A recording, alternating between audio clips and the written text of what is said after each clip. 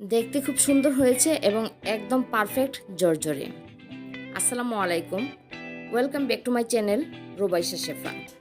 1.5 KG পরিমাণ মাংসের জন্য স্বাদ মতো লবণ, 2 চামচ পরিমাণ মরিচের গুঁড়া, 1 চামচ পরিমাণ ধনিয়ার গুঁড়া, 2 চামচ পরিমাণ জিরার গুঁড়া, দিয়ে দিচ্ছি 3 টেবিল চামচ আদা রসুন বাটা এবং বেটে রাখা বিরিয়ানি মশলা, 7-8টি কাঠবাদাম এবং 4-5টি কাজু বাদাম বেটে দিয়ে দিচ্ছি।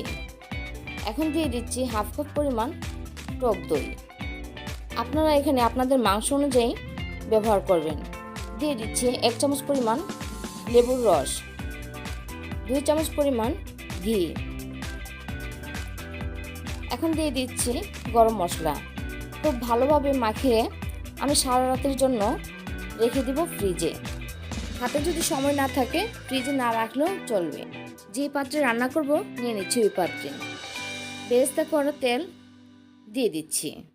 1 চামচ পরিমাণ কেওড়ার জল এবং 1 চামচ পরিমাণ গোলাপ জল দিয়ে দিচ্ছি। এখন সবগুলো একসঙ্গে মাখিয়ে নেব। আমি গুঁড়া দুধের সাথে ঘি মিশিয়ে মাওয়া তৈরি করে নিয়েছি। দিয়ে দিচ্ছি মাওয়া। আমি বাসমতি চাল দিয়ে কাচ্চি রান্না করব।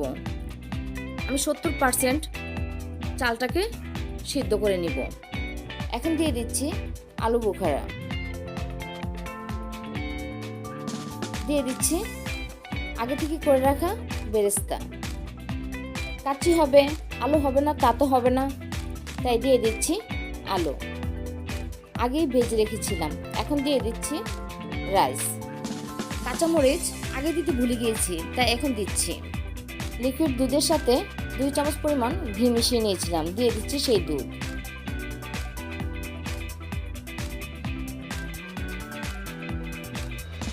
দুধের সাথে বাসন্তী কালার রং মিশিয়ে নিয়েছি, দিয়ে দিচ্ছি।